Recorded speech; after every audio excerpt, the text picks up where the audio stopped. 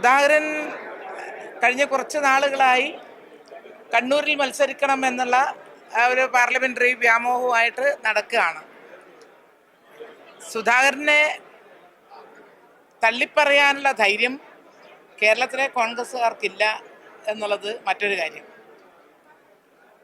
ഇവിടെ കേരളത്തിൽ നിന്ന് മത്സരിച്ച് ജയിച്ചു പോയിട്ടുള്ള ഒരു പാർലമെന്റ് മെമ്പർ ഇങ്ങനെ വീണ്ടും മത്സരിക്കണം എന്ന ആഗ്രഹം പ്രകടിപ്പിച്ചാൽ സാധാരണ രീതിയിൽ എന്ത് ചെയ്യണം?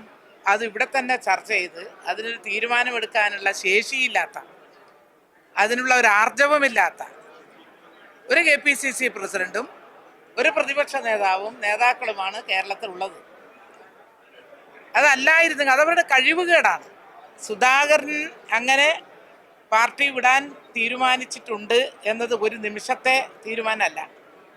അപ്പോൾ കഴിവുകെട്ട ഒരു നേതൃത്വമാണ് കേരളത്തിൽ കോൺഗ്രസിനുള്ളത് എന്നുള്ളതാണ് കോൺഗ്രസിൻ്റെ ഈ പലായനത്തെ നമ്മൾ വിശേഷിപ്പിക്കേണ്ടത്.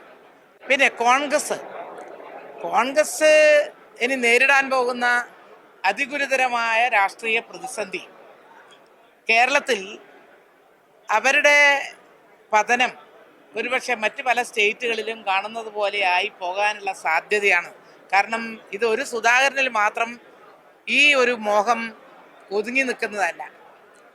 കേരളത്തിൽ നിരവധി, ഇപ്പം പെരുമ്പാവൂര് എന്താ സംഭവിക്കാൻ പോകുന്നതെന്ന് പറയാൻ പറ്റില്ല. മറ്റ് ചില സ്ഥലങ്ങളിലൊക്കെ തന്നെ വലിയ തോതിലുള്ള സ്ഥാനാർത്ഥി മോഹികളുടെ എണ്ണം കൊണ്ട് പൊറുതിമുട്ടിയ ഒരു ഘട്ടത്തിലാണ് ഇപ്പോൾ കോൺഗ്രസ് നേതൃത്വം ഉള്ളത്. ഈ കഴിഞ്ഞ ദിവസങ്ങളിൽ മണിക്കൂറുകളോളം നമ്മൾ മീഡിയകളിലൊക്കെ കണ്ടു. എത്ര മണിക്കൂറുകളാണ് ചർച്ച ചെയ്ത് ഒരു തീരുമാനത്തിലെത്താൻ പറ്റാത്ത ഗതികെട്ട ഒരവസ്ഥയിലേക്ക് ഈ രാജ്യം ദീർഘകാലം ഭരിച്ച കോൺഗ്രസ് എത്തി എന്ന് പറയുമ്പോൾ ദേശീയ നേതൃത്വവും അതിനൊത്ത ഒരു സംസ്ഥാന നേതൃത്വവും കഴിവുകേടിൻ്റെ ഒരു പര്യായം എന്ന് മാത്രമേ നമുക്ക് പറയാൻ പറ്റൂ. കാരണം ഒരു കാര്യവും കൂടി പറഞ്ഞിട്ട്, കാരണം പാർലമെന്റ് നമ്മുടെ നിയമസഭയിലേക്കുള്ള തെരഞ്ഞെടുപ്പ് പ്രഖ്യാപിച്ചിട്ട് ദിവസങ്ങളായി. 15-ാം തീയതി പ്രഖ്യാപിച്ചതാണ്. 15-ാം തീയതിക്കടുത്ത് പ്രഖ്യാപിക്കും എന്നുള്ളത് കേരളത്തിലുള്ള ഒരുവിധം എല്ലാവർക്കും അറിയാം. ശരി, അവർക്ക് 2-3 ദിവസം മുമ്പ് ഞങ്ങളുടെ ഇടതുപക്ഷ ജനാധിപത്യ മുന്നണി പ്രഖ്യാപിച്ചതുപോലെ ഇലക്ഷൻ പ്രഖ്യാപിച്ചു. മണിക്കൂറുകൾക്കുള്ളിൽ ഞങ്ങളുടെ സ്ഥാനാർത്ഥികളെയും പ്രഖ്യാപിച്ചു, എല്ലാ ഘടകകക്ഷികളെയും പ്രഖ്യാപിച്ചു.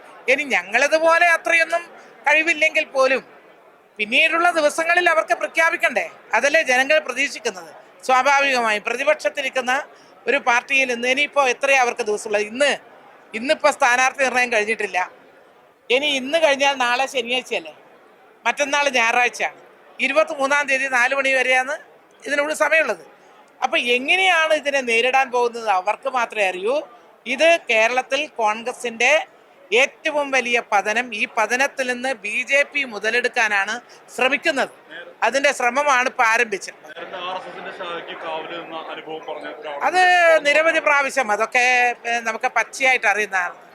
എന്താ പറയേണ്ടത്, മുൻപ് തന്നെ പലവട്ടം BJPയോടുള്ള ആ ഉള്ളിലുള്ള അത് ഒരു വലിയ മമത, BJPയോടും RSSനോടുമുള്ള മമത സുധാകരന് ഇതിനു മുൻപ് തന്നെ പരസ്യമായിട്ട് പ്രഖ്യാപിച്ചിട്ടുള്ളതാണ്. ഇനിയിപ്പോൾ എന്താ ചെയ്യാന്ന് ചോദിച്ചാൽ BJP ക്ഷണിച്ചു കഴിഞ്ഞു.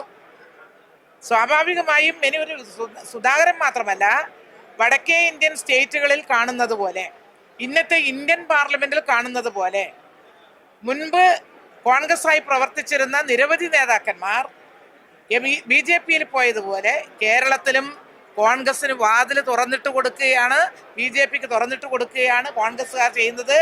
ഇത് ഈ കേരളത്തോട്, മതനിരപേക്ഷ കേരളത്തോട് കാണിക്കുന്ന ഏറ്റവും വലിയ കടുത്ത ക്രൂരതയാണെന്ന് മാത്രമേ ഞാൻ പറയാൻ പറയൂ. നേതാക്കൾ സുധാകരൻ മാത്രമല്ല, പല നേതാക്കന്മാരും MP-മാരായിരിക്കെ തന്നെ MLA മത്സരിക്കുന്ന സാഹചര്യമൊക്കെയാണ് ഉണ്ടാകുന്നത്. അതാണ് അടൂർ പ്രകാശ്, UDFന്റെ കൺവീനറല്ലേ അടൂർ പ്രകാശ്. UDF കൺവീനറായ അടൂർ പ്രകാശ് ഉൾപ്പെടെ, സുധാകരൻ ഉൾപ്പെടെ, MK രാഘവൻ ഉൾപ്പെടെ മറ്റു ചില പേരും പറയുന്നത് കേട്ടു. അങ്ങനെ നിരവധി MP-മാർ വലിയ ഭൂരിപക്ഷത്തിന് ജയിച്ചു പോയവരാണ്. ഈ കേരളത്തിലെ വോട്ട് ചെയ്ത വോട്ടർമാരോടുള്ള വഞ്ചനയല്ലേ ഇത്? ഞാൻ പാർലമെന്റിലും മത്സരിക്കണം, നിയമസഭയിലും മത്സരിക്കണം, ഇനി മറ്റൊരു തെരഞ്ഞെടുപ്പ് വന്നാൽ അതിലും മത്സരിക്കണം എന്നൊക്കെ പറയുന്നത് എൻ്റെ ഒന്നിച്ചു നിൽക്കുന്ന സഹപ്രവർത്തകൻ മത്സരിക്കണം എന്നല്ലല്ലോ അവർ പറയുന്നത്. അതിന് പകരം ഈ തരത്തിലുള്ള പാർലമെന്ററി വ്യാമോഹം കോൺഗ്രസിനെ അങ്ങേറ്റം പിടികൂടി മലീമസമായിരിക്കുകയാണ് ഇവരുടെ രാഷ്ട്രീയ നേതൃത്വം. വളരെ വളരെ അങ്ങേറ്റം എന്താ പറയുക, ഇവരുടെ ഒരു പതനത്തിൽ നമുക്ക് അനുശോചിക്കുക എന്ന് മാത്രമേ പറയാൻ കഴിയൂ. അത്രമാത്രം വലിയ പതനമാണ്. ഇടതുപക്ഷ ജനാധിപത്യ മുന്നണി ഇതെല്ലാം വളരെ നേരത്തെ തന്നെ സ്ഥാനാർത്ഥി പ്രഖ്യാപനം നടത്തി, പ്രവർത്തനം തുടങ്ങി.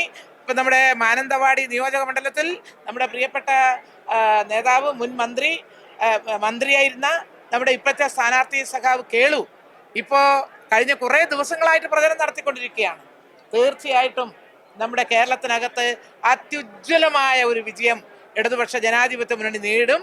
അത് ആദ്യം തന്നെ പറഞ്ഞിട്ടുണ്ട്, എൽ ഡി എഫ് അല്ലാതെ മറ്റാര്.